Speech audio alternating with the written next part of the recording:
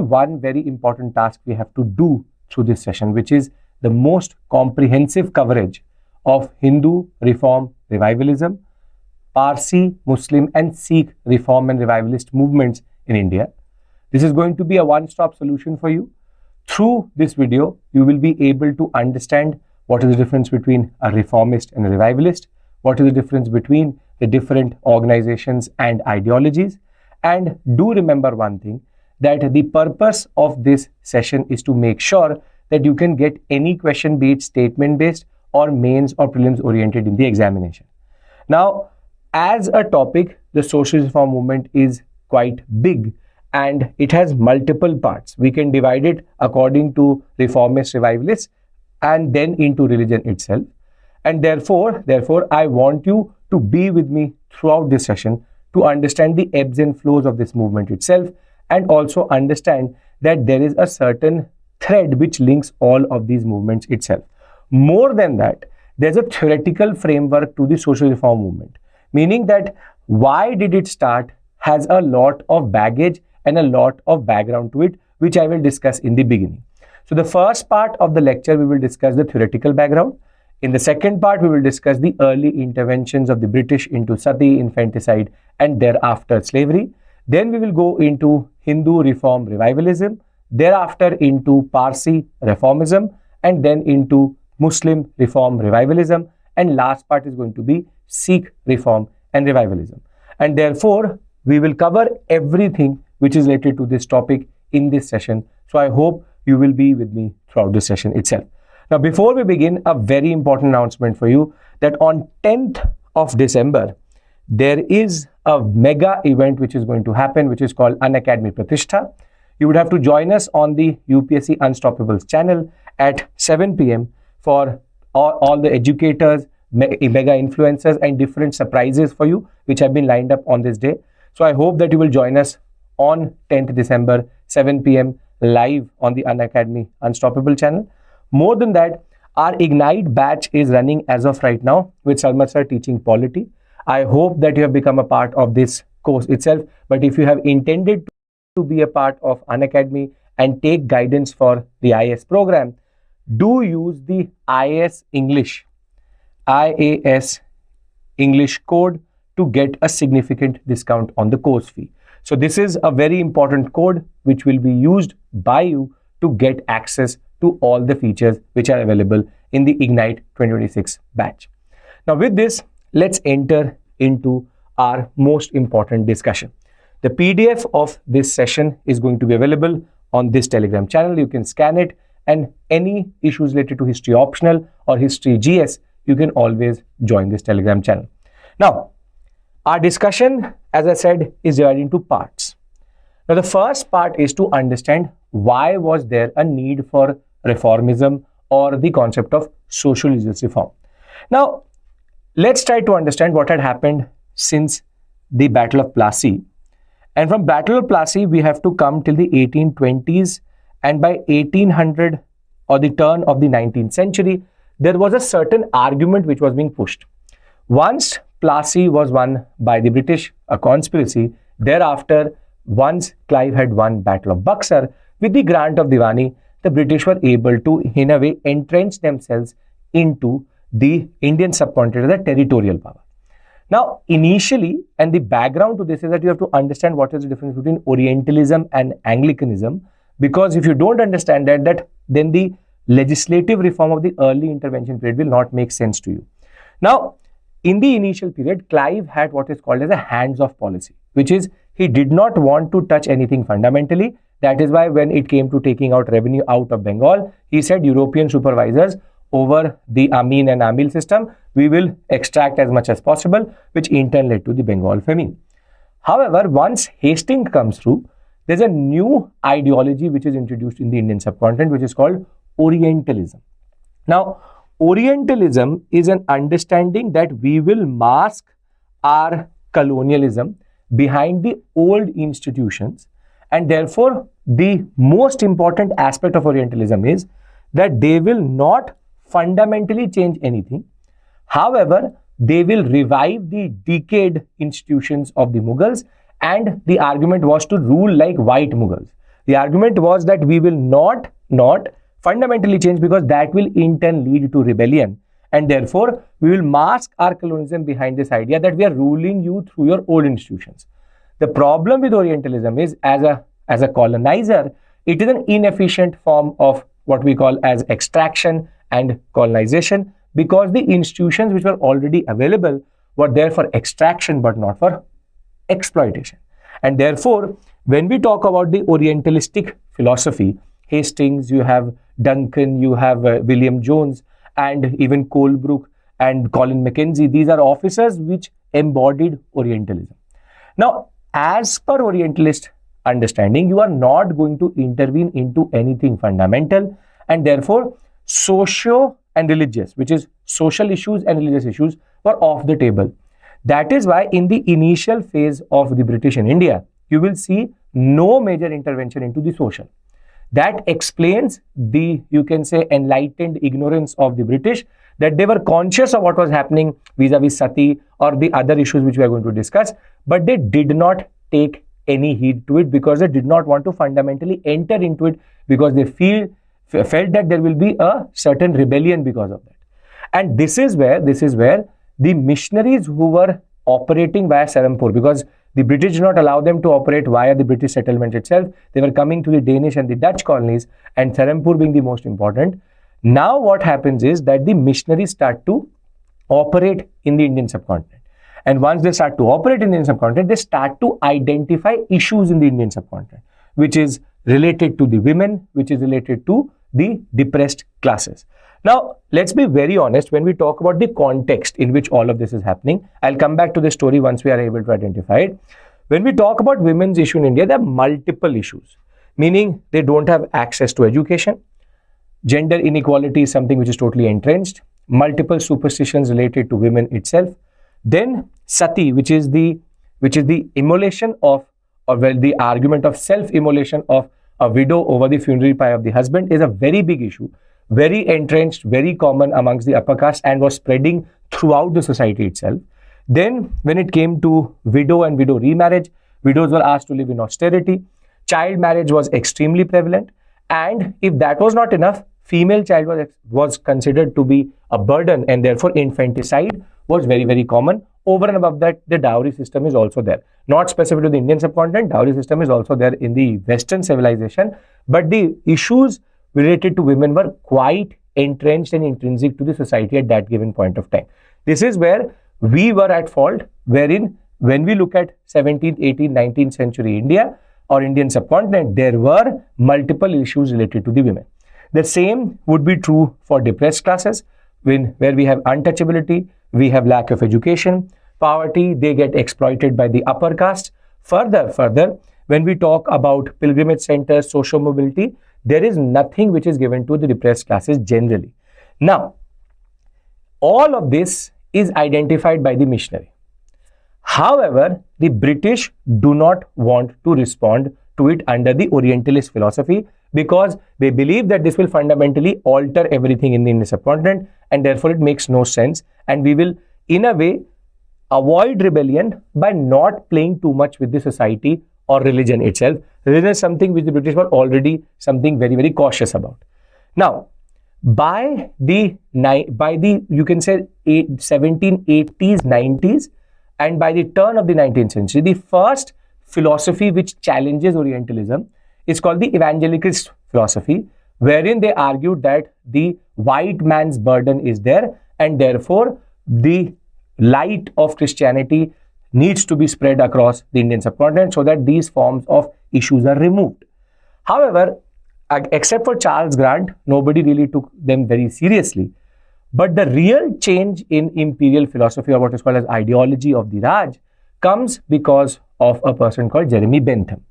Benthamite utilitarianism is going to become very, very common in the British psyche, and with the new brand of officers coming through into the Indian subcontinent with regards to Bentinck, Macaulay, the idea was that we don't need to rule in such an inefficient form.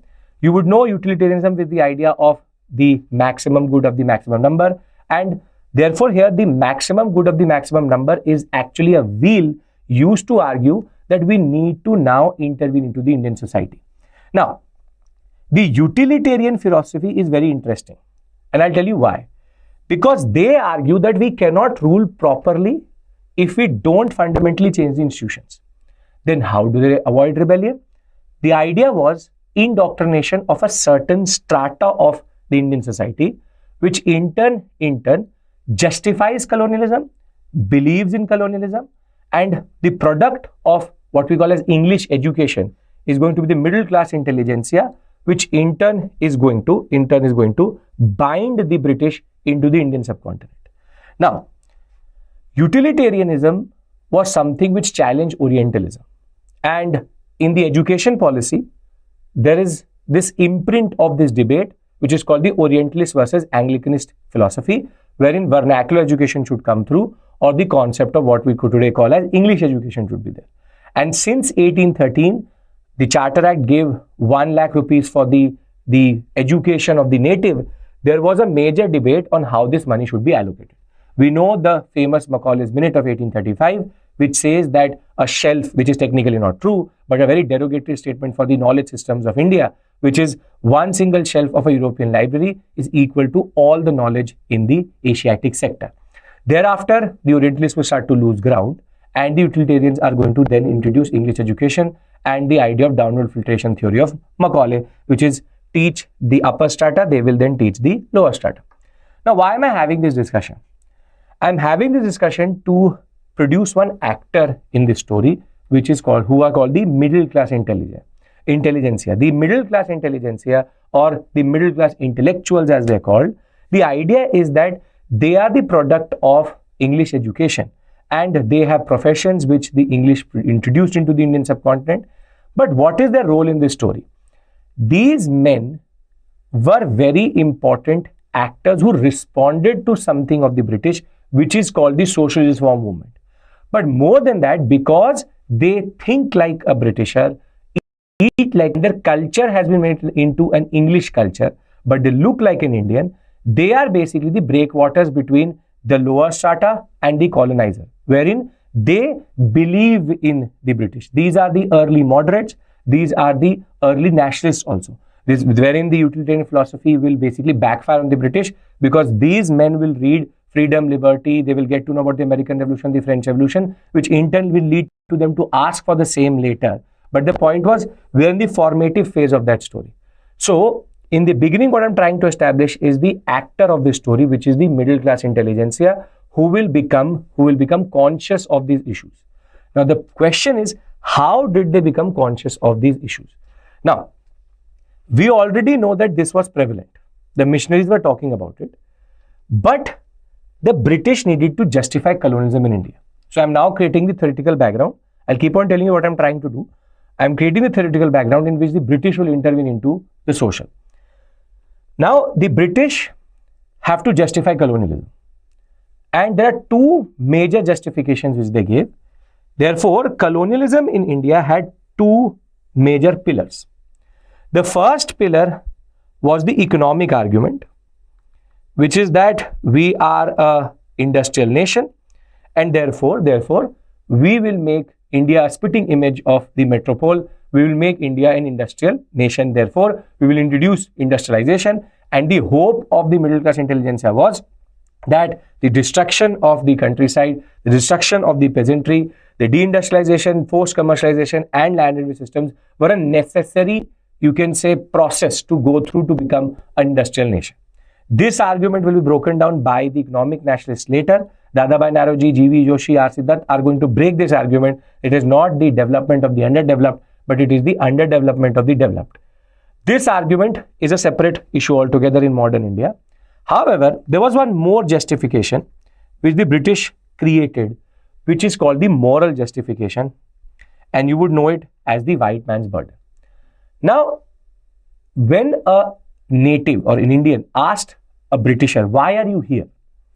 The Britisher said that we are a superior civilization, wherein I, the white man, I am superior to you. So the Indian then asked, if you are superior, then what is the indicator of civilizational superiority? And this is where the concept of Socio-Religious Reform Movement comes through. When we asked the British, metaphorically, that what is the civilizational indicator of superiority and inferiority? The British said that it is the condition of women. Meaning, how we treat women is the indicator of superiority and inferiority of a civilization, wherein the Western civilization and the Eastern civilization are now in question and interrogation. So women were used as a threshold, as an indicator of civilizational superiority. And if we look at the track record which we have, this is a very problematic social space in which we have kept the women itself. And therefore, when it came to this argument that how do we say that you are superior, they said, look at the condition of Victorian women and look at the condition of Indian women or native women. It's not that Victorian women were in a better situation. However, Sati, infanticide and child marriage and widow remarriage issues, therefore, were rather a very major contrast vis-a-vis what was happening in the West and the East. And therefore, using the argument of women, that you burn your women, that you kill the girl child, that you don't allow your widow to remarriage, that you are basically marrying off children, and if there is a child widow, she is asked to also commit sati. Therefore, they will now say that we are needed in the Indian subcontinent because we have a certain burden on our conscience. Conscience is that we have the white man's burden. We have on our conscience a burden that we have to civilize you, the savage of the Indian subcontinent. The barbarian or barbaric nature of the Indian subcontinent needs to be sorted. And therefore, they built a very solid argument wherein they argued that the moral justification or the need of the British in India was that we have to now uplift the women itself. This is a very utilitarian type of argument, because now what they're doing is, and this is where I have to argue a very important point to you, which is that the British intervention into the socio-religious was not genuine. It was a drama which the utilitarians were doing in order to argue that, see, we are doing something for women. First, we had to convince them that it is not a religious, which I'll come to, but their intervention into infanticide, their intervention into sati, and their intervention into slavery was something as a utilitarian project to argue to the middle class intelligentsia that, see, we are doing something. So I hope that you understand that the British created a certain structure, a certain discourse in which they argued that the white man's burden is one of the biggest reasons to be in India, and therefore, if the subcontinent needs to go forward, both socially and economically, the British are needed. British were masking colonialism for a very long time, and that is where these ideologies come through.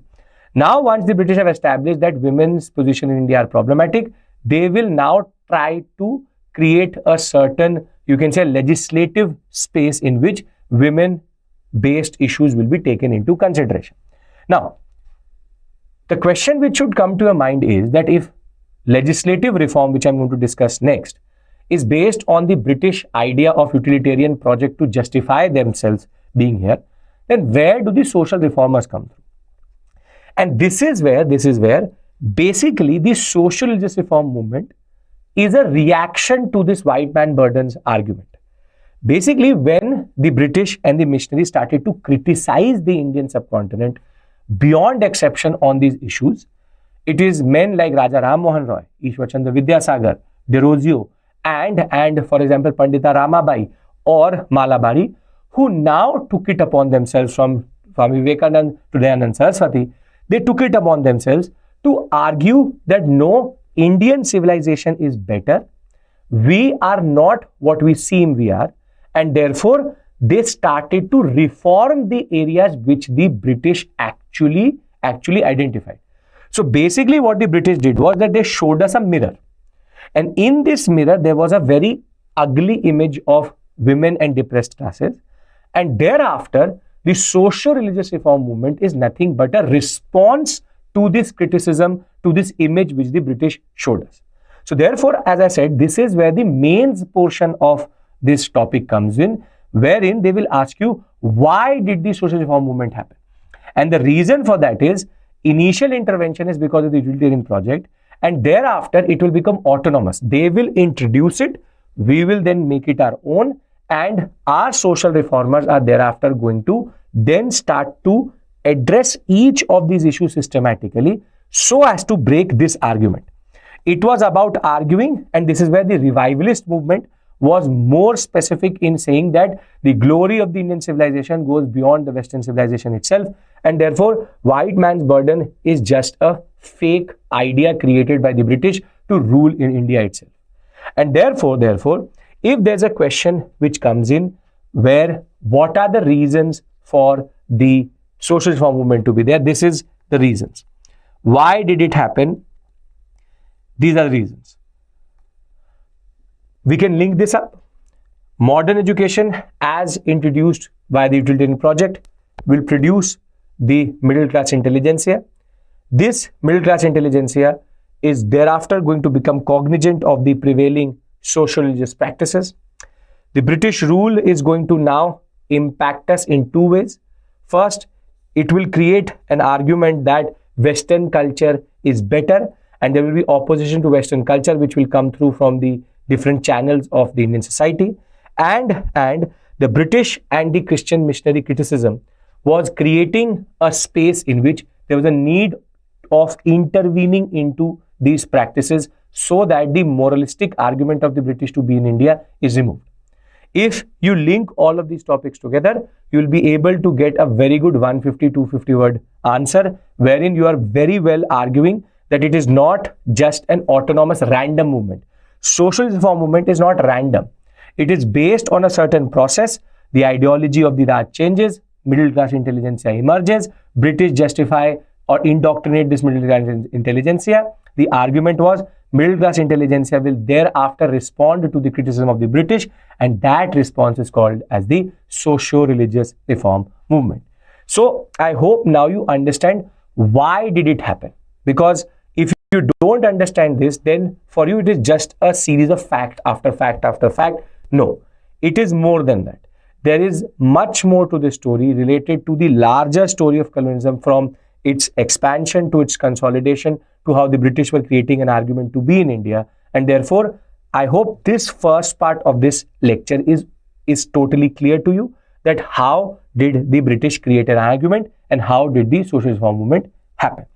Now that we have in a way established the larger reasons, the women as civilizational indicators, and the argument that there was a need to intervene also, we can now talk about the way the British ideology in a way led them to what is called as early legislative reform. What do you mean by early legislative reform? See, Orientalists would never touch anything in the subcontinent. Thereafter, a lot of debate over which ideology should prevail, and once the utilitarians are going to in a way come on top and say that no, you are being oblivious, the argument being that we have to mask our colonialism behind this idea. The ideological background is utilitarians now saying that we will do the maximum good of the maximum number, but this is just a wheel to exploit India further and justify the British rule in India. Now, this in turn, changing government policy will lead to the British to find the courage to pick up certain social issues.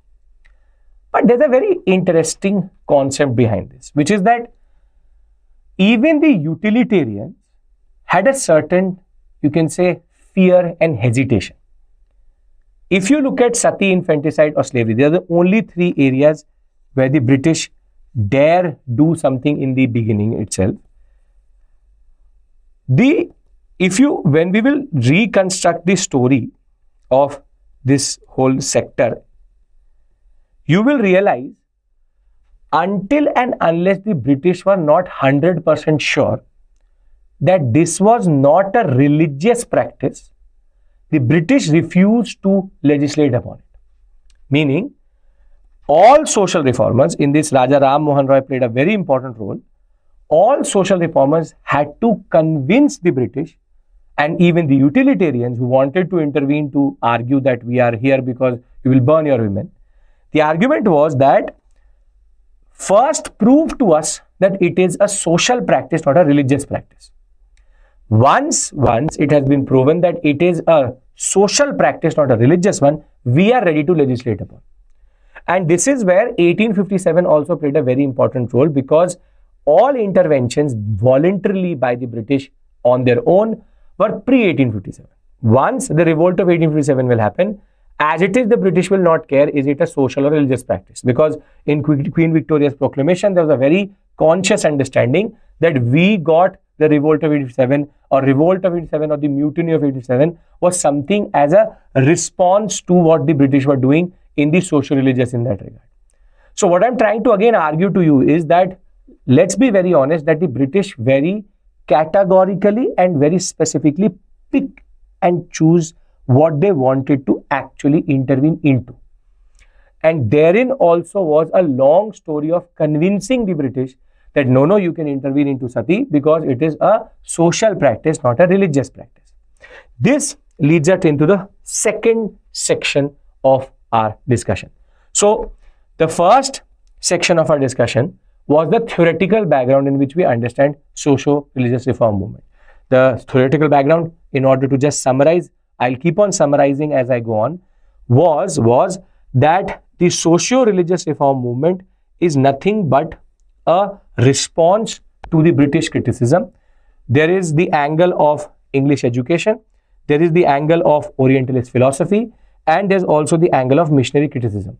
This in turn creates a convergence, which in turn led to first the British to intervene and then the socialist reform movement to become independent of British intervention. Now, let's systematically cover this section. Small section, but interesting. The first, you can say social practice into which the British intervened was infanticide. Now, because they don't have the technology to understand the gender or the you can say the sex of the child in the womb, foeticide was not very common. Infanticide was the poisoning of the female infant after birth, either through starvation or some form of poison itself. So basically it's the killing of the girl child through starvation and poisoning, because in a patriarchal society of 18th, 19th century, there was an idea that the boy is an asset to the society and the woman is, or the girl child is in a way liability. Unfortunately, we have not moved too far away from this philosophy. We still have a very long way to go. But the argument was that this was the volume of death of, or the number of death of the girl child through starvation and poisoning was very, very high. Now, Jonathan Duncan was the first person. He was an Orientalist, but he was outraged by it in that regard. He was the first person to persuade the people that please don't kill the girl child. I will compensate you. He tried to morally persuade the families in his sector in Bengal itself that you should not follow something like this. This is a proper gender or sex based, you can say, killing, and it is something which is wrong, morally wrong also, biblically wrong also, and the larger context of human civilization, something which is barbaric.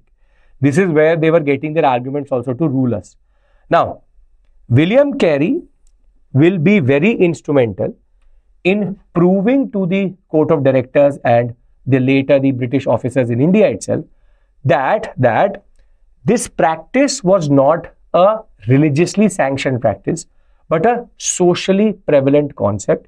And therefore, it is only when William Carey was able to establish that this practice was not religiously sanctioned, it is then that the British had got the courage to intervene into it in 1802. You don't have to learn the regulation numbers, but the argument is infanticide had already gave us a very interesting framework. And the framework was that we will identify the issue, prove to us that it is not religious, and thereafter we will in a way intervene into it. And the best example of this is Sati. Sati is a practice which emerged during the Gupta, post-Gupta period, specifically the Gupta period 511 CE, which is 6th century CE. Through an inscription we know about it. It's a barbaric practice. There is no justification for Sati in any way or form, be it religious, be it scriptural, whatever it may be. Please don't try to justify sati by arguing that it is a voluntary process or the woman chooses to do it. If it was voluntary, it would not have been in the volume it was happening, the number it was happening across the Indian subcontinent. And in most cases, the women were tied down to the funerary pyre of the husband, and then this is basically murder in a way that the widow is burnt with the husband itself. Now, as I said, I will not even attempt to tell you why did it emerge, what is its context, this and that, because that will only make it more and more justification based argument that sati needs to be justified through scriptures. It is prevalent in all castes. It was prevalent in all presidencies. There is a certain, you can say, social imitation concept also, wherein the initially started in the upper caste, thereafter lower caste will also start to in a way emulate through social mobility this concept. Sati was seen as a very big thing vis-a-vis upper caste culture in that regard, and therefore, as I said, sati has no justification in any way or form, even if we have any text about it.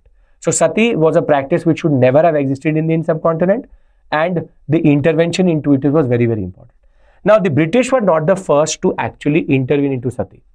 From Akbar to Jahangir to Guru Amar Das to Maratha chief Ahilya Bai to the Peshwas to Raja of Tanjore to the Portuguese, even Albuquerque, tried to curb this practice because it is a barbaric, draconian, inhumane practice in which you are basically asking the woman to sit on the funerary pyre and basically commit suicide with the husband itself.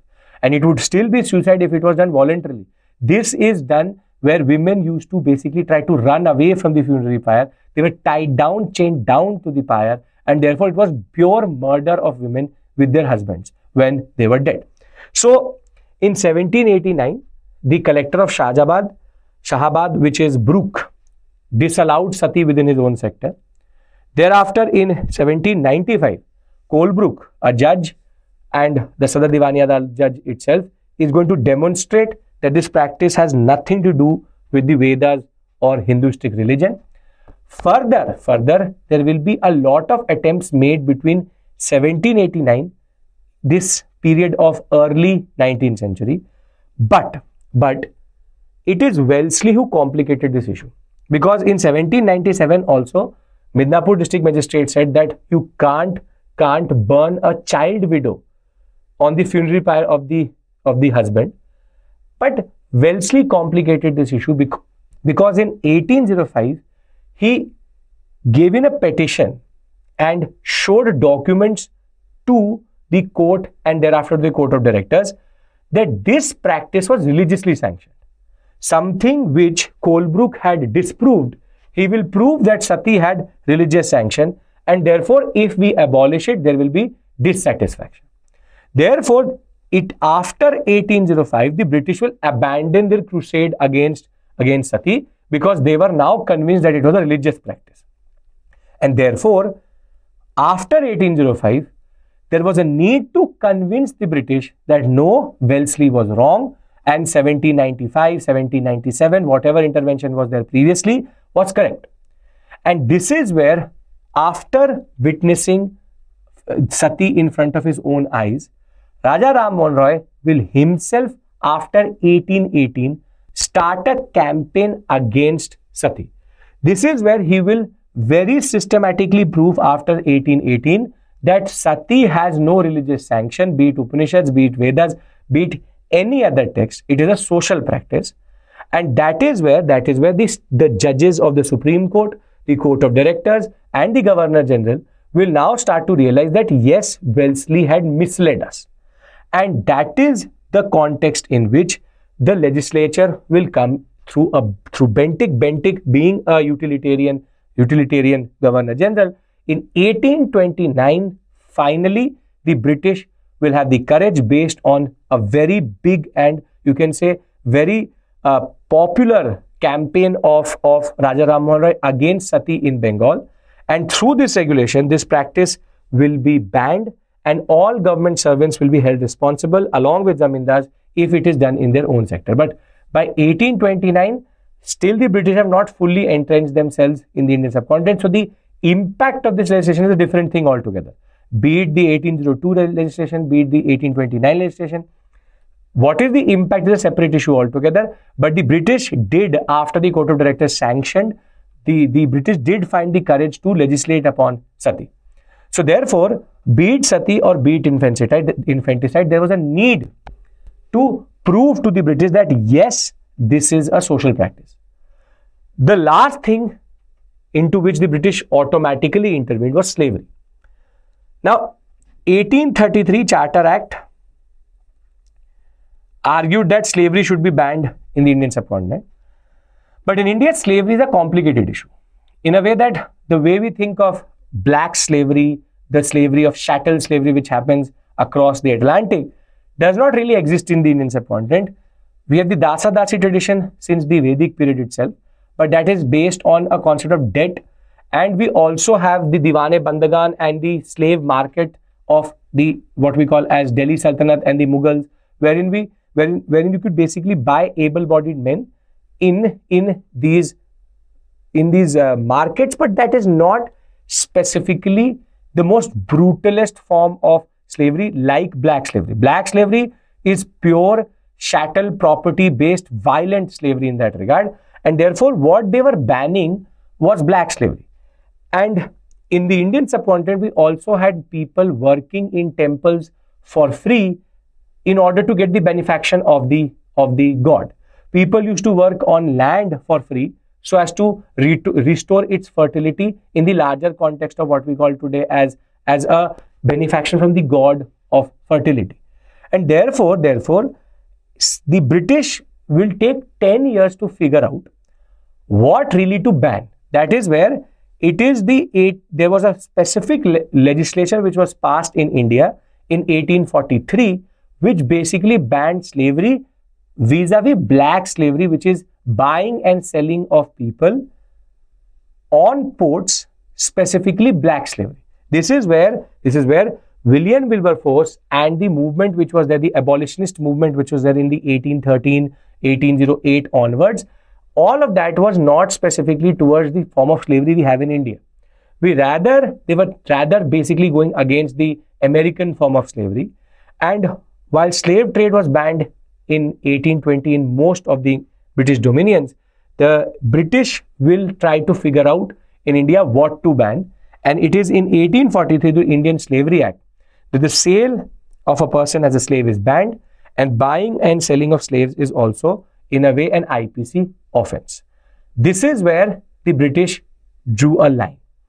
Because after this, the British did not automatically suo moto do anything into the Socio-Religious. And one of the reasons being, after 1857 itself, they will become extremely aloof, and they will only wait for people or reformers such as Ishwar Chandra Vidyasagar to say that, okay, we need Widow Remarriage Act, we need act against child marriage. And therefore, from this point forward, the Socio-Religious Reform Movement becomes a more native Indianized thing, what is called as the Indian Renaissance in that regard, and the British will just be in the background to legislate upon. And this is where I believe and I say, and what is academically proved, is that now this Socio-Religious Reform Movement is going to become independent of British intervention in that regard. So now we are entering into the third section of this discussion, which is, I started with the theoretical background of Socio-Religious Reform Movement. Then I went into the concept of British intervention based on their utilitarian philosophy. Now what I'm entering into is Hindu revivalist reformist. First I'll tell you what is the difference between a revivalist and reformist. So hang on. And therefore, thereafter I will go into Hindu, Parsi, Muslim, Sikh, doing all of these movements systematically in the most comprehensive manner possible. Now, this reform movement is Indian driven, it is native driven, it is autonomous of British reform, and the British role in this movement is just to legislate upon after they are convinced that it needs to be changed. Now, this movement took two forms. One is called the reformist, the other one is called a revivalist.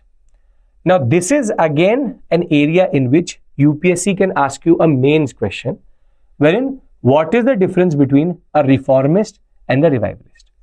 Now, let's systematically understand this. Now, the reformists, they argued that all social evils were intrinsic to the religion. You can put in Hindu, Muslim, which is Islam, Christianity, or be it Parsi, be it Sikh. This is common to everybody. That the social evils were intrinsic to the religion, which was prevalent at that given point of time. And therefore, because social evils such as infanticide and all other practices which we talked about were intrinsic to the religion, there was a need to reform the religion and in a way create a new form of religion. Therefore, go forward in creating a new form of religion which was in a way not having these social evils in that regard. That this new form was devoid of all these social evils in that sense. So the argument of a reformist is that this practice is intrinsic to that religion. Now, how is it different from a revivalist? A revivalist would argue that all social evils which are prevalent in that given religion are later distortions or additions into a pure, non-distorted religious discourse which in its original form did not have any of these social practices. Therefore, what is the need of the hour? It is to revive the religious practices which were there previously. So it is a revival of the original form of religion. So they basically are saying, let's go back to the form of religion which basically was pure, did not have any of these distortions, which in turn led to, for example, child marriage, widow remarriage issues, and Sati to come up. This is where there is a directional. It's not, I'm not trying to judge them as progressive and regressive, but one looks forward and the other one looks backward, meaning one looks into the future saying that I will reform and become better, and the other one says I will revive the old self which did not have these issues. A very good analogy to explain this concept is something which you all can connect with, which is the concept of a phone, which is, imagine, and I'm trying to give you an analogy, imagine that you bought a phone. This phone came with OS 1.0, operating system 1.0. Now, over the years, multiple what you call OTA updates came through, multiple updates came through, and you came to OS 4.0, meaning it went through 4 different updates in that regard. However, in this OS 4.0, there are multiple bugs, which is, it used to lag, there was a lot of, you can say, the apps used to crash, multiple issues were there. One of the app used to burn. So therefore, OS 4.0 had a lot of problems. Now, I took this to a technician. Now, I can have 2 types of technicians. One technician says that the problems which you are facing in OS 4.0 are intrinsic to this version or firmware of the OS. Therefore, what we should do is, I will install OS 5.0, which will reform and change all the problems which are there.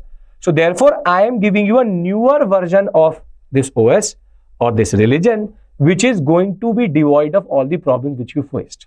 So therefore, he is going forward in reforming this concept itself. On the other hand, if I go to the next technician, he says, no, OS 4.0, whatever bugs you see, were actually added systematically from 2.0 to 3.0 to 4.0. And therefore, what we need to do is, we need to click factory reset and go back to the original OS 1.0, because it did not have any issues whatsoever. So we will go back to the pure original OS rather than going to a new form of the OS itself. This is where this person is a reformist, this person is a revivalist. One saying that we need to reform our religion to create a new version of it. The other one saying that we need to revive the original form of religion, which in turn allows us to go back to the purest form of our religion, and therefore we have no social issues in that period. That is a problematic argument, but that is what was being argued. Reformists per se did not in a way try to glorify the what we call as culture of the Indian subcontinent, but revivalists after a certain point became a very important means of what we call as cultural glorification and the revival of the grandeur of the Indian subcontinent, the Sone Ki Chidiya concept, and therefore they will play a very, very important role in the larger cultural revivalism of the Indian subcontinent. Now, from the outset, I'll tell you one thing very clearly, that the line between a reformist and revivalist is very, very, very thin. Meaning at different points of time, a reformist is going to sound like a revivalist is going to sound like a reformist. And therefore, Raja Ram Mohan Roy at certain points sounded like a revivalist but was doing reformism. And in multiple cases, Dayanand Saraswati will actually look like a reformist, not a revivalist. More than that, you don't judge them in good or bad, right or wrong. The Indian subcontinent needed both. They both need the same, or they want the same goal. The end is the same, the means are different. And therefore, both wanted to remove caste issues related to women, issues related to education. But their means were different, their paths were different. Therefore, both are going forward, but it's about how are they reaching to that point. One by reviving, the other one by reforming. So I hope now you have the right theoretical framework to write an answer and understand what is reformism and what is revivalism. With this, now let's enter into our major chunk, which is going to be Reform Movement, Hinduism. Thereafter, we will do Revivalism, Hinduism, and then go into only one organization for Parsi, five organizations for Muslims, and 4 organizations for Sikhs. Here again, I will tell you a very important concept for the examination. There is no end. If you will learn 50 different organizations, there can be the 51st organization which UPSC will ask you, and you will most probably not know about it. So keep your list limited, and I am going to do the ones which are considered very important and are both important for mains and prelims in that regard, have something as a story behind them. There is no, as I said, it is beyond exception to be comprehensive in giving you every organization, every founder, and it makes no sense whatsoever to even learn that, because in the past 10 years, except for a mains question, there has been no direct question per se from 2013-14 onwards on the reform movement vis-a-vis an organization itself specifically. K.C. Sen has come, Keshav Chandra Sen as a personality has come, the organization of Brahmo Samaj and Young Bengal movement has come in the mains examination, but the volume of questions is extremely low, and therefore what you have to understand is that this is a more main specific area rather than just looking for a factual prelims area. However, because it is an important area out of which multiple questions can be made, you cannot even ignore it. So therefore, you do not have to panic, but you don't have to be ignorant also. So with this, let's discuss Raja Ram Mohan Roy, the first personality who created a very interesting organization called the Brahmo Samaj. Now, Raja Ram Mohan Roy himself comes from a very, very good family of Bengal. He is basically what is called as a Persianized elite Hindu, wherein he was related to the Nawabs of Bengal. Therefore, he understood multiple languages from Sanskrit to Arabic to English, French, Latin, Greek, Hebrew. That was very well read. And he also worked in the British, you can say, machinery in the East India Company as a scribe for 9 years before he understood that the British are doing something which they basically are not projecting, which is the exploitation of the Indian subcontinent. And therefore, he is going to basically resign from the East India Company after looking at the lopsided effects of the colonial government. And between his career of leaving the job as a scribe to him going to England in 1830 and then dying in England itself in 1833, he was instrumental in banning Sati, but also he was instrumental in creating a lot of institutions which later became very important means of utilitarian English education. But more than that, he will organize first an informal body which is called Ahmediya Sabha, and he will also be the founder of the Brahmo Samaj, which is going to be a very important body. Now, if you look at his contributions throughout this period after leaving his job as a scribe at the East India Company, he will help establish the Hindu College with David Hare in 1817. In 1822, he will find the Anglo-Hindu College itself. In 1825, he will again help in creating the Vedanta College at Calcutta. And in 1830, he will help Alexander Duff in establishing the Scottish Church College, a very important college in that regard when it comes to social reform movement and generally also. Now, all of these are his contributions other than what he did in the Sati zone. Now, Sati campaign 1818 to 1829 was something which was extremely close to him because he had seen his own brother's wife actually committing suicide, committing Sati in that regard. And therefore, it was his personal project to make sure that Sati gets banned. But for our discussion, his Ahmediya Sabha is very, very important.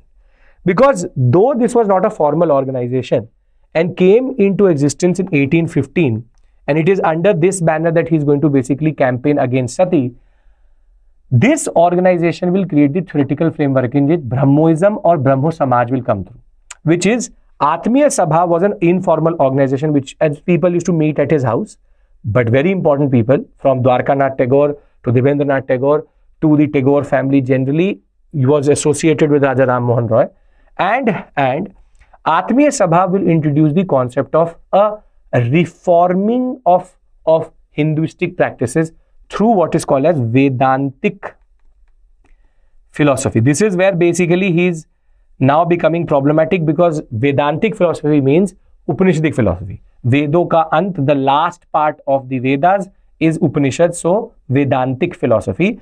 And the ideas was they were used to read together scriptures, they used to read the Upanishads, they used to read the Vedas, and the basic conclusion which they were coming up to was that the intermediary in the temple, the Brahmin who is sitting inside the temple is the problem. Over and above that, the other issue which they started to identify was that with the divine avatars, there's a lot of interpretation which can come through. The Bhagavad Puran or the Bhagavatistic processes of Hinduism were problematic. So they were coming to this concept of a Nirgun, which is a god which does not have a form, monotheistic religion. Don't think of it as one god per se. This monotheistic is an argument against the polytheistic practices of the temples, which were in turn leading to exploitation and a social order which was problematic. So their argument of a monotheistic is a Nirgun god who basically can be reached through the concept of Upanishadic and Vedantic philosophy. Now this is where it seems like that they are reviving, but they are actually reforming Hinduism into what is called as Brahmoism. And once this organization will be closed in 1819, it was, as I said, not a proper organization but a meeting which used to happen. Raja Ram Mohan Roy gave proper form to Brahmoism in the concept of the Brahmo Samaj, which came through close to 10 years later or close to 9 years later, which is on 20th August 1828, he will organize what is called as the Brahmo Samaj. Now, Brahmo Samaj is based on the ideas of Brahmoism. Previously, there was no concept of membership or the concept of having an organization itself. But this Sabha will start to have, once he is going to leave for London, for England, this will have a proper building, it will become an organization, and Brahmo Samaj will have a lot of important people associated to it, including Devendranath Tagore, the person who had, or Dwarkanath Tagore's son, Devendranath Tagore, or father of Rabindranath Tagore, who actually had his own organization, which is called Tattvabodhini Sabha. Tattvabodhini Sabha was something which was trying to argue against the concept of Christian missionary, you can say, criticism. A lot of criticism was coming from the Christian missionaries, and therefore the Christian missionary criticism was something which Tattvabodhini Sabha was targeting.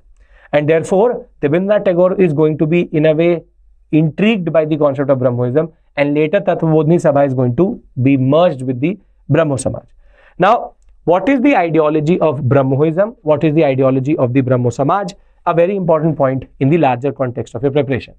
As I said, the argument is that we want to create a monotheistic single form, a single God who has no form itself, and therefore this discarding of the divine avatars is something as a critique to the temple-based religious practices itself.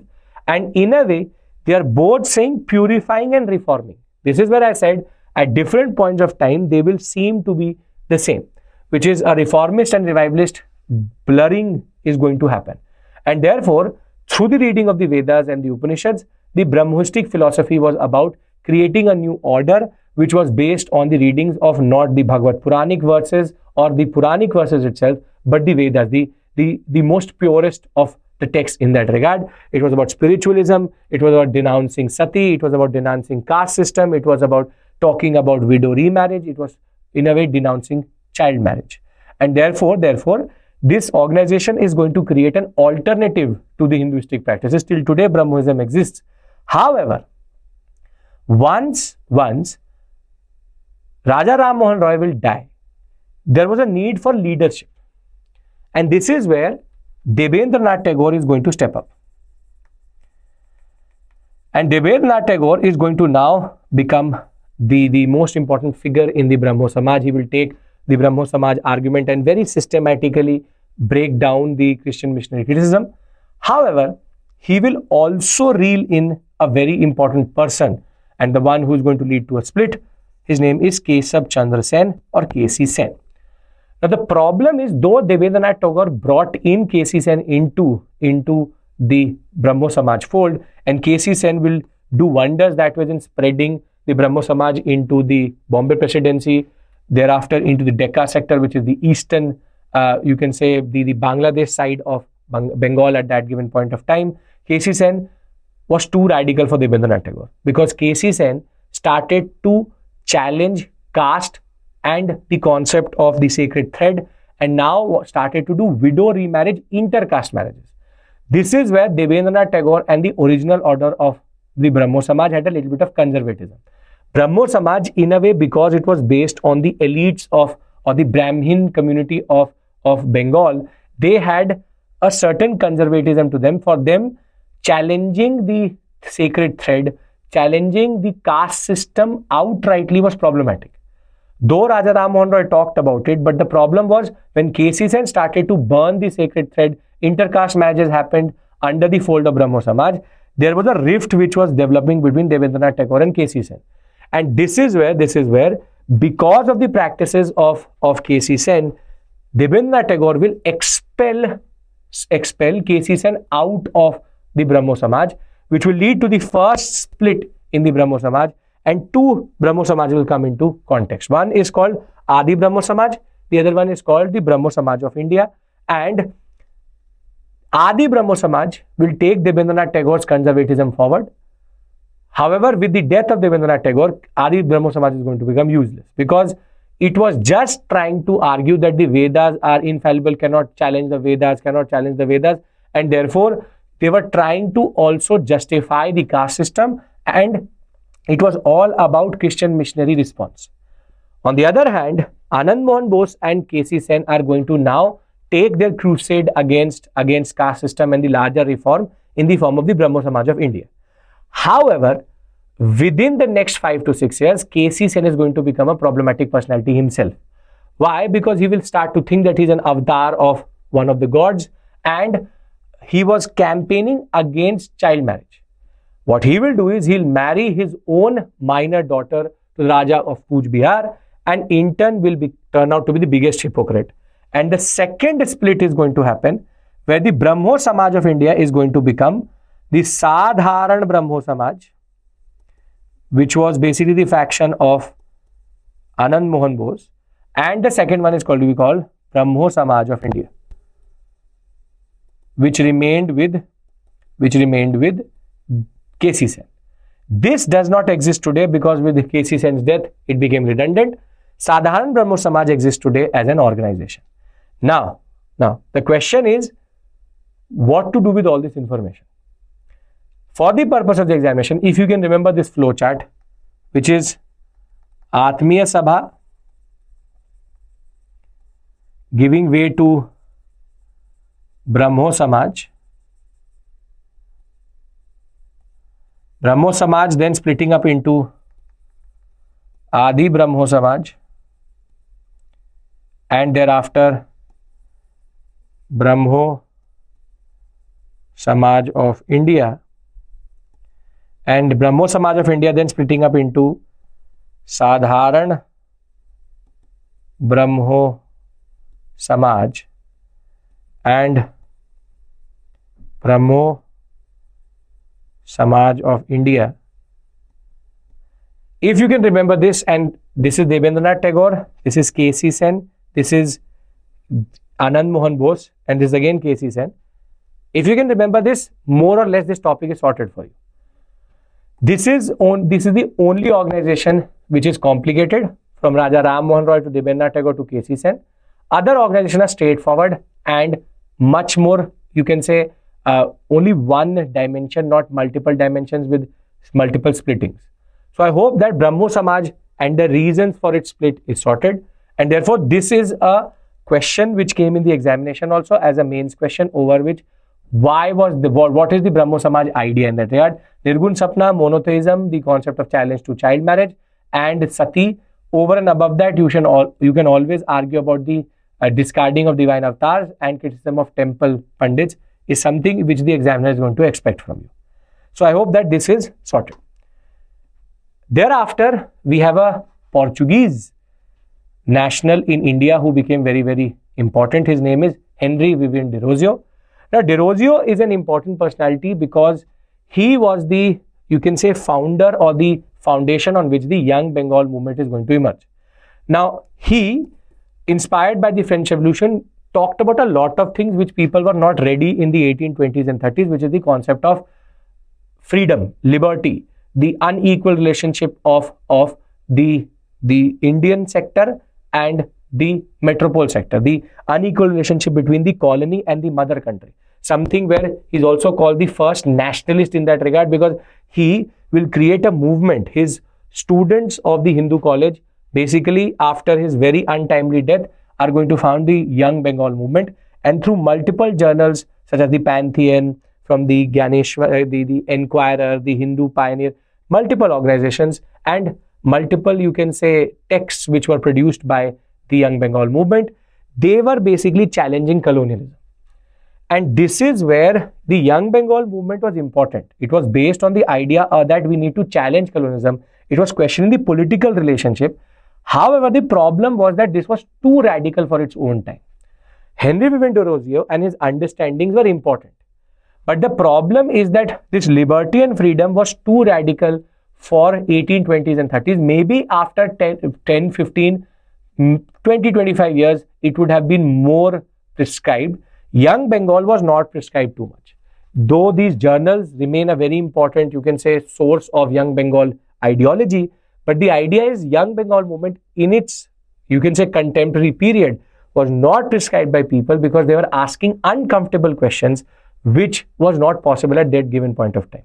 So Young Bengal movement and Henry Vivian Derozio very significant in creating an early nationalistic understanding that why are we being, you can say, dominated by the Europeans. The unequal political status between the native and the European is something which they're going to talk about.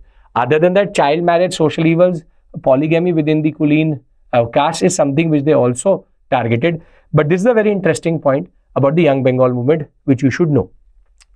Thereafter, now that we know that the reasons of the failure, we also are now able to understand one thing, which is that there is a common thread which is going to emerge amongst all these organizations, which is child marriage, widow remarriage, caste system, the problem of interpretation within the Pandits itself, Sati, and infanticide. Other than that, women's education are things which are common to all of them. In some way or the other, they're going to talk about it.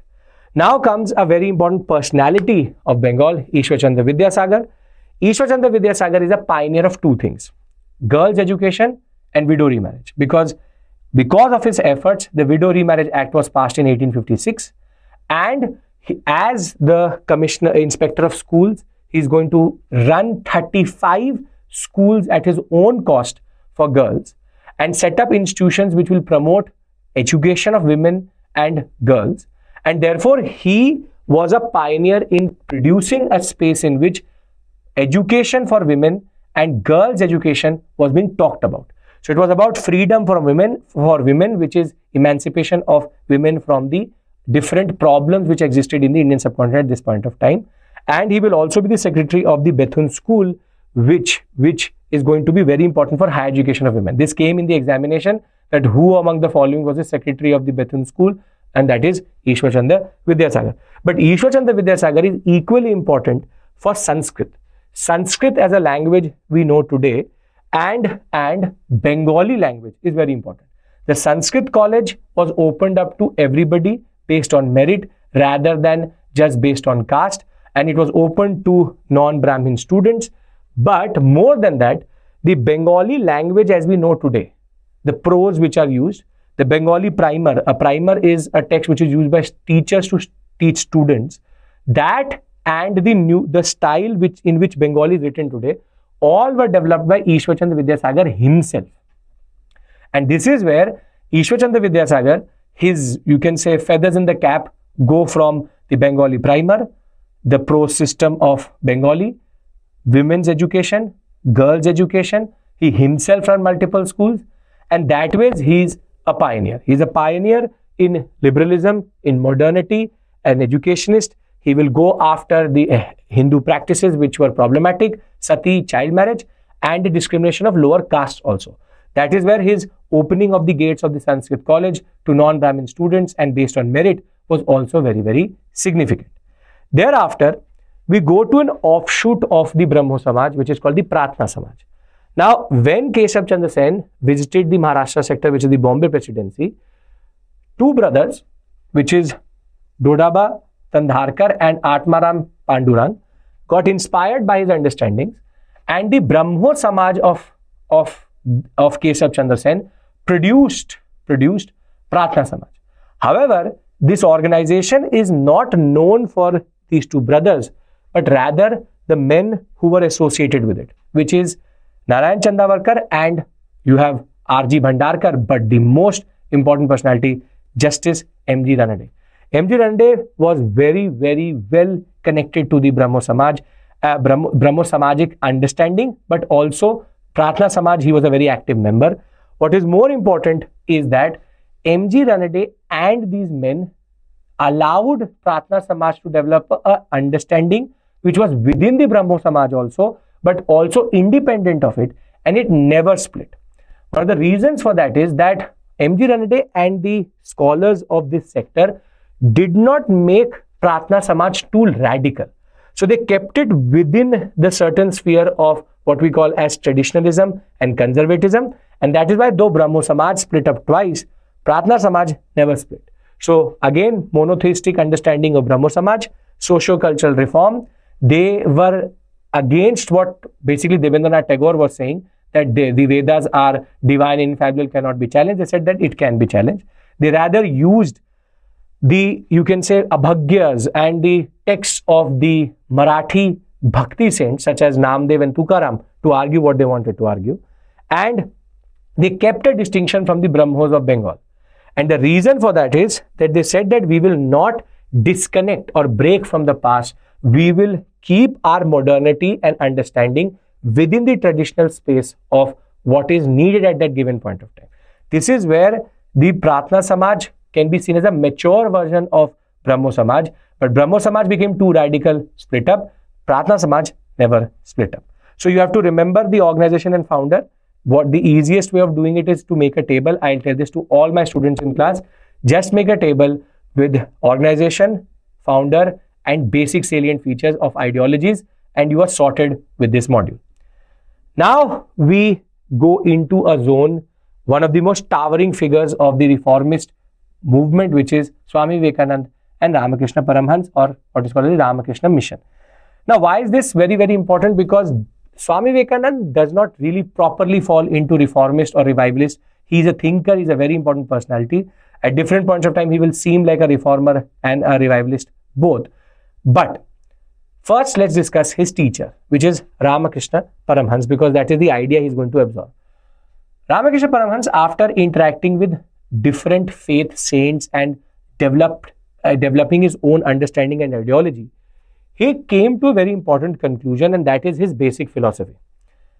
Ramakrishna Paramhans, through renunciation, through meditation, through devotion, came to the conclusion that service of man was service of God, and as man was the embodiment of God, if you do service to people, you are doing service to God. So the best way to worship God is to help the people, to help alleviate poverty, to give food to people, and therefore a very relevant philosophy today also, which is service to man was service to God. Now, when Swami Vivekananda or Narendranath, he will lose his father at a very young age, a very successful lawyer, he will be disoriented. He will first get associated with the Sadharan Brahmo Samaj, but that did not appeal him too much. But he will then come in contact to Ramakrishna Paramhans, and Ramakrishna Paramhans is then going to make him a very important disciple. The name Swami Vivekananda comes after he traveled the southern and the western sector, and the Raja of Khetri said that you should take the title of Swami Vivekananda. But Swami Vivekananda is remembered for his philosophy, but also for the speech he gave in the US World Conference of Religion, where he talked about divine understanding and universal brotherhood and sisterhood. And after he came back from the West in 1897, he will also establish what is called as the Belur Mutt or the Ramakrishna Mission. But for us, because Vivekananda is a very important personality, his ideology is quite important. And the word which is used for his ideology is called Neo-Vedanta. Now, he believed in action. And that is where he was very different. He argued that all this contemplation is fine, but we need to act upon the social evils. And he said that all religions are the same, so there's no point of conversion because everybody's religion is the same thing itself. But that is where he said a very important line, that the only way India gets independence or the motherland has any hope is when the two biggest systems of the Indian subcontinent come together, which is Hinduism and Islam. This is where he was a very important personality. He was anti-communalistic, which is, he was arguing that till Hinduism and these two big systems of Islam and Hinduism are going to be in conflict, the British can then exploit us, divide and rule politics of the British. And therefore, he argued that we need to bring both of them together, as it is, they are the same.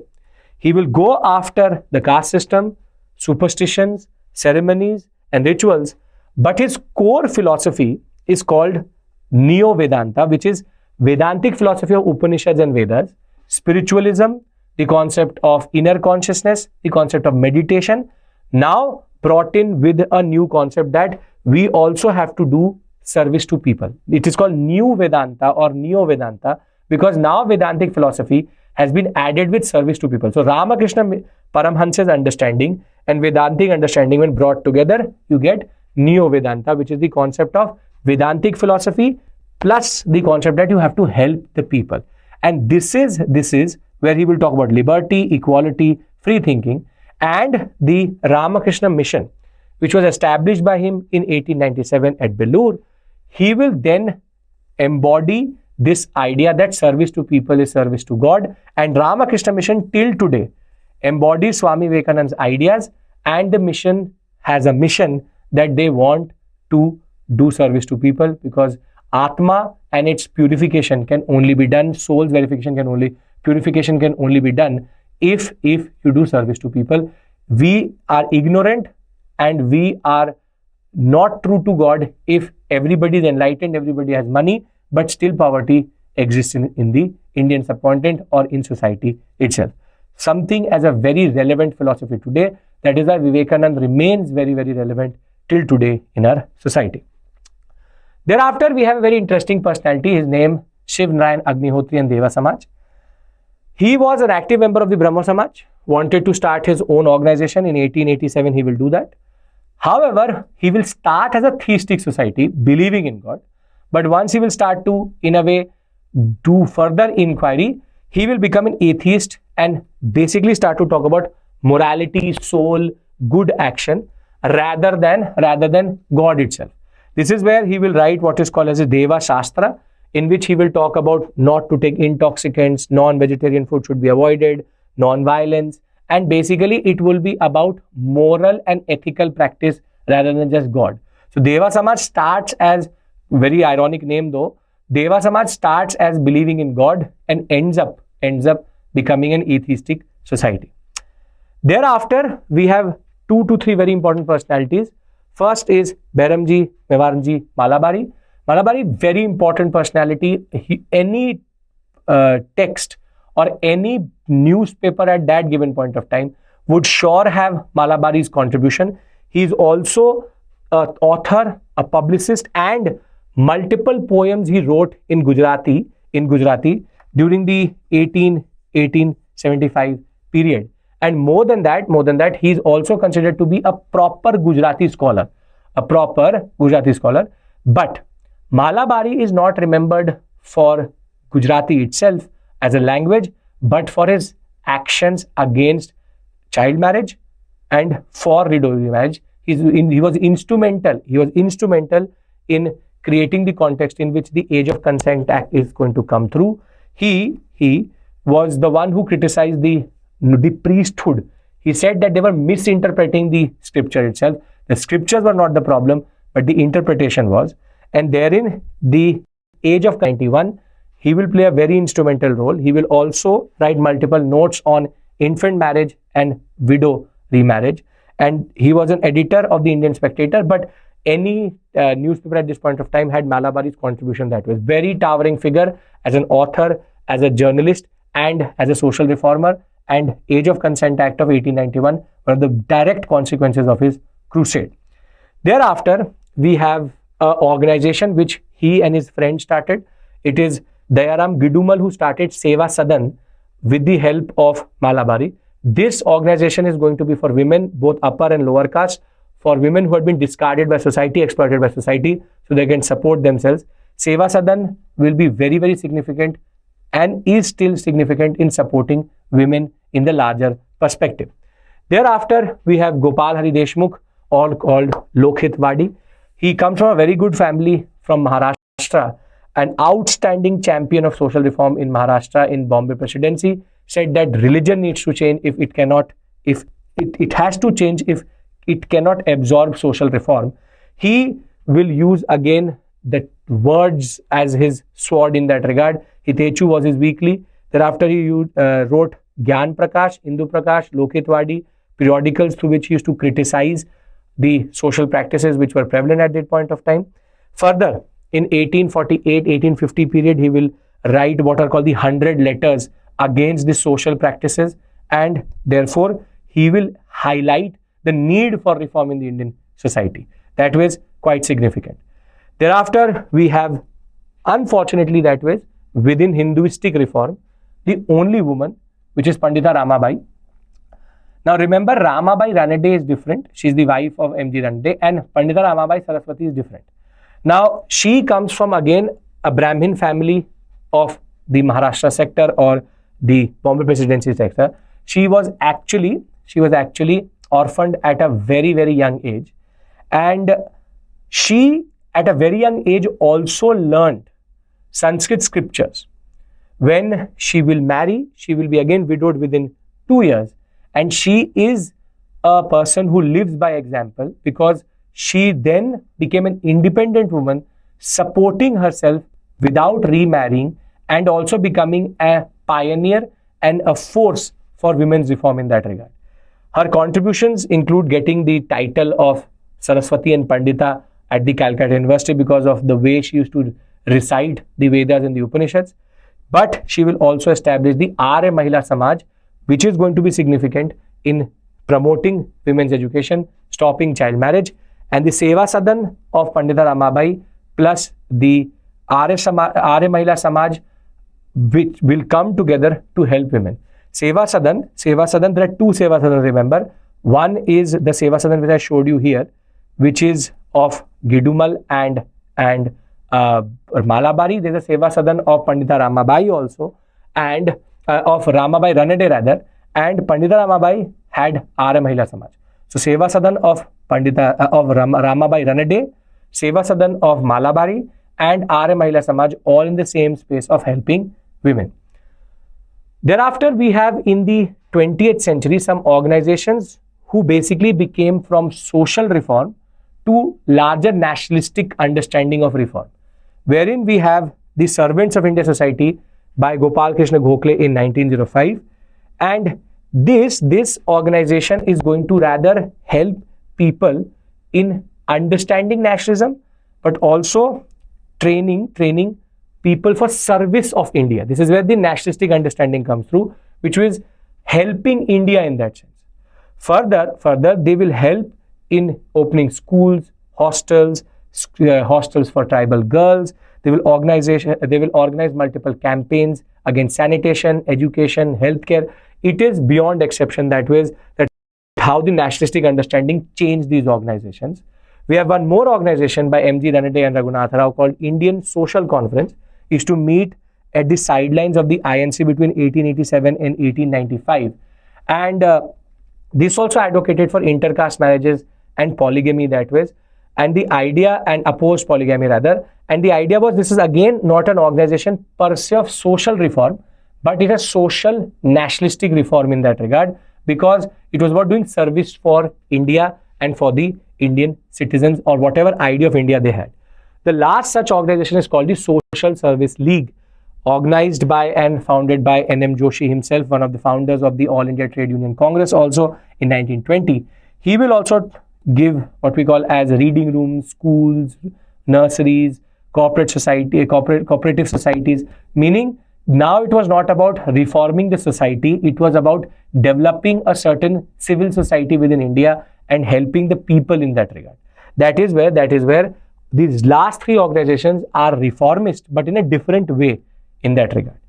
Thereafter, we now transition to Hinduistic revivalistic movement. Once this is done, Parsi, Muslim and Sikh are not that complicated, very straightforward. Under revivalism, we have two major organizations. The first one is Swami Dayanand Saraswati and the Arya Samaj. Now, Swami Dayanand Saraswati, being born in a princely state of Morvi, he from a very young age had a certain different type of enlightenment and understanding. He will join the wandering mendicants and saints in that regard. He will thereafter join the Saraswati Dandis and then get the name Dayananda. And he was a disciple of Swami Vajrananda, and he will start to again study Vedanta. But what is more significant is, he is called a revivalist per se, because he wanted to purify Hinduism, and he said, go back to the Vedas, which is literally going back to the original form of Hinduistic practice, which is the Vedas. This is where he is actually different from Vivekananda in a way that he was both reformist, revivalist. He will also have agendas which are reformist, but his way of doing that was going back to the Vedas. Therefore, what he actually challenged was the Puranas, the polytheistic practices, the concept of idol worship, Brahmin priest interpretation and rituals. He will say all of this Maya, Moksha, Niyati concepts have been created by the Brahmins to, in a way, disorient us. He will try to bring in the concept of the Vedas together with Western sciences, and is the first person to use the word Swaraj and the concept of self-rule. He will, in 1875, create a body called the Arya Samaj, the Noble Society, and it will be formed in Bombay, and thereafter multiple organizations will be developing in different parts of India called the Arya Samaj. Now, what is the contribution of the Samaj under Swami Dayanand Saraswati? The idea is that he wrote the Satyartha Prakash, which elaborated the concepts which he wanted to argue for. Samaj fixed the marriageable age of the boys at 25 and girls at 16, but they ardently opposed the caste system, were against untouchability and the Hindu orthodoxy, and they even encouraged intercaste marriages and widow remarriage. That is where you can see it is a revivalist body, but has a very strong reformist agenda. And therefore, that is why I said that both have the same ends, but the means are different. However, what the Arya Samaj today is known for are two very important things. The first is called the Dayanand Anglo-Vedic School and Trust, or the Anglo-Vedic Trust and Management Society. This is credited to the Lahore branch of the Arya Samaj, or the Lahore Samaj itself. In 1883, they will start to gather funds together to create schools and institutions. And it is Lala Hansraj in 1885 who is going to basically agree to become the principal of a school without pay. And this is where the DAV schools are going to emerge. And DAV is going to become a very instrumental process of spreading the message of enlightenment, of education, of Anglo-Vedic, which is English education with spiritualism of the Vedic, of the Vedas and the Upanishads. So Vedantic philosophy was brought together with Western education, and by 1889 it will get affiliated with the Punjab University, and it was an organization which was run fully by Indians without any governmental support, and no English faculty or Englishmen as a faculty. Everybody is an Indian, everybody is a native, very important personality. That was Hansraj, and this body till today takes the education system forward. One of the most sought after schools in India are the DAV schools. However, there was one more offshoot of the Arya Samaj, which comes from the Gurukul branch at Haridwar under Swami Shraddhanand in 1902, wherein Shraddhanand is going to go through the first census of 1901, and he will understand that there was a falling proportion of Hindu population and increasing population of Christians. This is where he is the one who gave birth to what is called the Shuddhi movement. The Shuddhi movement was an offshoot of the Arya Samaj, which allowed for people to reconvert back to Hinduism. If they had converted to Christianity, there was a way back, and that way back was the concept of Shuddhi. However, the problem with Shuddhi is that it will start to become confrontational with other religions also, and thereafter will become the communalistic understanding as we know it today. More than that, there was one more body which is called the Jat Pat Todak Mandal, which was created by Bhai Parmanand as a subsidiary of the Shuddhi movement, wherein the members who had been brought into the Hinduistic society, reconverted back into the Arya Samajist fold, they were in a way integrated back into the society through the Jat Pat Todak Mandal. So the Arya Samaj and the Jat Pat Todak Mandal, but not Arya Samaj per se. The Gurukul branch, the Haridwar branch, is actually the one which produces this body to help the Shuddhi movement go forward. Shuddhi will become problematic in the Punjab sector, where the Akali movement, the Singh Sabha movement, specifically the Singh Sabha movement, is going to be directly in opposition to Shuddhi. That is where the legacy of the Arya Samaj has both DAV but also Shuddhi movement, a problematic communalistic understanding. The last body which we are going to discuss under revivalists is Dada Khan Deb.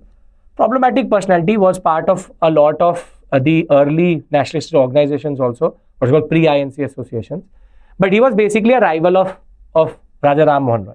If Raja Ram Mohan Roy said east, he will say west. This is where he opposed the Brahmo Samaj. And when the Brahmo Samaj basically wanted Sati to be gone, he was against the abolition of Sati.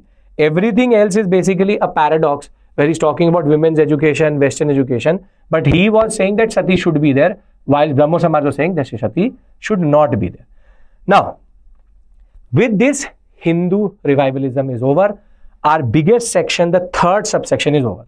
So from theoretical framework to early intervention to Hinduistic reform and revivalism, and what is reform and revivalism done. And the next 15, 20, 25 minutes, in this last section, I'm going to just discuss Parsi, Muslim, and the concept of Sikh, completing all socio-religious reform movements, as I promised in the beginning. Very, very important for your preparation. So let's talk about religious reform amongst Parsis. Here, we only have one body, which is called the Rehnumai Mazyadan Sabha, or the Religious Reform Association. It had multiple important personalities related to it, but it is Dadabhai Naroji who stands out for us because of the national movement. We have Naroji Furundji, we have Sarabji what we call as Sapruji Bengali, and K.N. Kama. This organization wanted to reform the Zoroastrian religion, the Parsi religion, and wanted to bring in better status for women legally and change the inheritance laws and marriage laws in favor of women. That was a very interesting organization, because it was directly trying to reform its religion to make it better for women. And that is where the Rast Goftar, which is a paper which was published by Dadabhai Naoroji, helped in spreading the message of Parsi reform and social reform amongst the Parsis. Here you just have to remember the name of this organization and Dadabhai Naoroji and the fact that he was associated with this body in that regard. Very significant, very important that way. Okay. Thereafter, we enter into Muslim Reform Movement. Here we have two, Reformist and Revivalist. There's only one organization which is Reformist, which is the Aligarh movement. Every other movement, be it Deoband, Wahhabi, Ahmadiyya, all are Revivalists. Going back to the purest orthodox form of Islam was their argument. Sir Syed Ahmad Khan as a personality is important. He is important that way, but he becomes problematic later because he will get associated with the what we call as the two-nation theory and the concept of Pakistan. But in the initial phase, Sir Syed Ahmad Khan played a very important role, because what will happen is that the British will perceive the 1857 revolt as a concept of a Muslim conspiracy, which it wasn't. So Sir Syed Ahmad Khan's Aligarh movement, through which the Mohammedan Anglo-Oriental College or the Aligarh Muslim University was established in 1875, this university and college and Sir Syed Ahmad Khan were instrumental in saying that we need to reconcile modern scientific thought with Islam. Therefore, he will talk about the fact that the Quran is the most authoritative text, but Muslim women, their rights, political, economic, and modern scientific thought should be integrated with the Islamic order, and therefore he will play a very, very, very, very important role in producing a reformist agenda within the what we call as the social order of Islam. And he will talk about parda. He's going to talk about the concept of easy divorce, how it should not be there within Islam. He will talk about polygamy. He will talk about how Muslims should learn modern education. And one thing which he insisted on was cooperation with the British. This is where the Aligarh movement has a very major conservative side, where they wanted to show to the British that we are not the conspirators of the 1857 revolt. And this is where you will know that the Khilafat movement is when the Muslim nationalist changes from the Aligarh kind into the Ali brothers kind, which is they will become more anti-imperialistic. Here they're pro-imperialistic. Aligarh movement will have multiple important personalities such as Chirag Ali and Hussain Hali and Nasir Ahmad and Shibli Nomani associated with it. But this is the only organization which at least tried to reconcile modern education with Islam, creating a reformist agenda. As I said, because this discussion is specific to socio-religious reform, I'm not going to discuss the political implications of what he did later, and that will be true for the Wahhabism, for Deoband and Ahmadiyya also. This is a pure discussion of social reform. Now, he also wrote the magazine Tazib-ul-Akhlaq, through which he basically spread the message of Muslim reform. Thereafter, we now have the Wahhabi movement, which is called the Waliullah movement. This organization was very problematic for the British.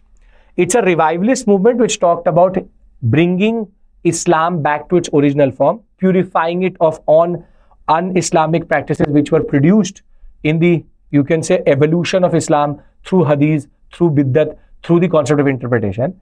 And in India, it was Sayyid Ahmad Bharlavi and Shah Abdul Aziz who basically played a very important role in spreading the message coming from Abdul Wahab of Arabia. It was starting in West Asia, came to India. But what is more important is the Wahhabi movement directed all its anger towards the British, saying that the problem with Islam all is because of the British itself. That is why the sedition, you can say, sections which were brought in the IPC in 1870 were because of the Wahhabis. After and before the 1857 revolt, they directed all their anger towards the British. During the revolt of 1857, they played a very important role in helping the theatres itself. And this is where, because they were enticing, you can say, a public feeling against the British, the British brought in the section in IPC of sedition against them specifically. So the origin of the sedition section is in the Wahhabi movement itself, a very interesting, you can say, history related to them in the Indian subcontinent. Thereafter, we have the Deoband movement.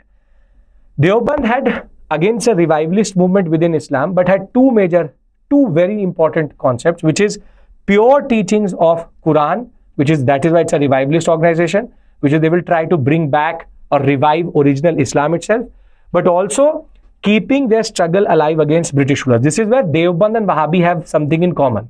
This is where they basically are the early organizations which tried to, or ideologies tried to go against the British. And the British used the sedition law against Deoband and Wahhabi quite a lot that ways. But again, as I said, one organization is what we call as reformist, all other are revivalist. Thereafter, we have the Ahmediya movement, which again was based on an understanding of now reviving it as a new religion itself. So you have Mirza Ghulam Ahmad, who argued that he is the new awaited Messiah and Prophet himself, and he will now revive the Muslim religion in a new way as God had intended, and therefore he was the renewer. So he falls under both revival and reform, if you want to call it, but is pure revivalism of understanding of that I will bring back pure Islam in that regard.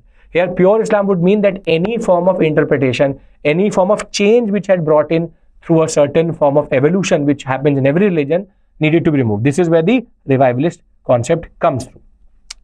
Thereafter, we enter into the last section, and I hope that you have found this session enlightening and have found it comprehensive, and at least your social reform movement is now sorted.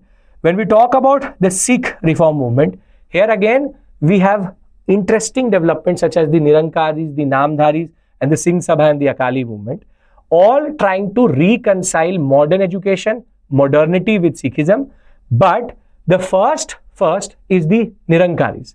The Nirankaris are important because this is where there was a new problem which was developing within Sikhism.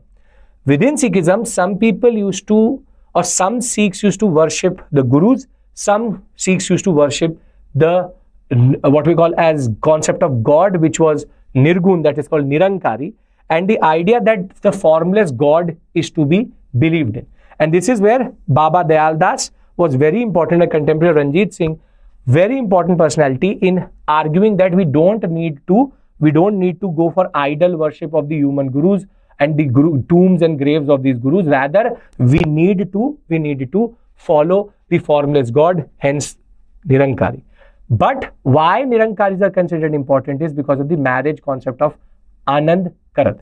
The modern practices of what we call as marriages, which are followed by the Sikhs, actually came up through the Nirankaris, which is a very simple, straightforward ceremony in front of the Guru Granth Sahib, and the specific relevant portions of the Guru Granth recited, and the marriage is over. This was against the practice of dowry. Complicated marriages was happening within Hinduism, very elaborate rituals which were problematic in the larger perspective. Thereafter, the Namdhari and the Kuka movement is equally interesting. They're called Kuka because when they are in ecstasy, when they are excited, they have a certain shirk, a kukkan in ecstasy. That is called the Kuka movement. You have Jawaharmal and Baba Balak Singh.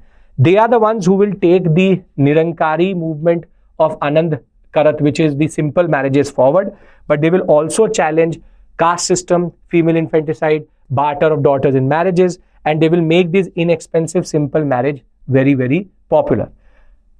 Now, these are movements which were trying to reform and revive a little bit of the Sikh practices. The Singh Sabha movement was actually about reconciling the problems which were there within Sikhism. After the Sikh sector was conquered by the British and after the Anglo-Sikh wars, they were now trying to see the social evils in the Sikh religion, but now they wanted education to enter into the Sikh religion itself. So what they wanted was, first, bring the Sikh community to the benefit of Western enlightenment through modern education. Further, they also, and this is where the Shuddhi movement comes through, they wanted to stop the conversion activities of the Christian missionaries or people moving towards the Brahmo Samaj, Arya Samaj, Aligarh or the Ahmediya movement. This is where the communal angle comes through, and in the Punjab sector there's a lot of friction because of that. Now, the last movement within the Sikhism, you can say religion, and for us also, is the Akali movement. Akali movement was against the Udasi Mahants who were basically running the Gurdwaras. They were too pro-British, were listening to the British too much, and were also corrupting the practices of Sikhism. And this is where the Akali movement, also called the Gurdwara Reform Movement, was very, very important and an offshoot of the Singh Sabha movement, which was against these Mahants who were actually conniving with the British. And this is where the direct consequence of the Akali movement today, through a non-cooperation which they did in 1921, is called the Sikh Gurdwaras Act and what is called as the Shiromani Gurdwara Prabandhak Committee, the CGPC, which till today controls and in a way organizes all Gurdwaras together, was created as a body because of the Akali movement itself. Now, before I end the session, there are 3 to 4 things which I want to point out. First thing is that this is a very big sector. One offshoot of social reform movement is depressed class reform. That is beyond the, you can say, scope of this lecture. But the idea is very simple. If you know the reasons where you get mains question, if you know the difference between a reformist and a revivalist, and if you know how they are different to one another, nobody can stop you from writing a good answer in the mains examination, wherein you get mains questions.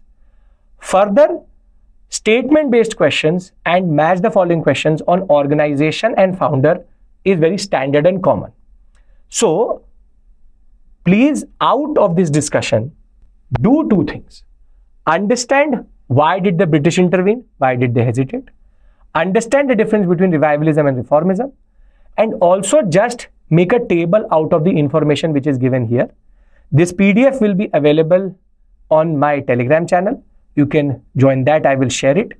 Over and above that, I will just say one more thing, which is that this lecture was a simulation of how we try to conceive in class. So if you actually liked it, do like, share and subscribe to our channel. If you're considering joining our course, do use the code IIS English so that you get a significant discount. I hope you will join us on 10th of December for the important event called Unacademy Pratishtha. But I hope that these 2 hours in that regard have been fruitful and you have found this constructively contributing to your journey. If you found this type of a session useful, do comment, tell us that you want more, tell me the topics you want me to cover. I will come up with more such videos. I hope that this has been something which has been important and also something which will help you in your preparation in making sure that you become an IAS officer. Thank you so much. Take care.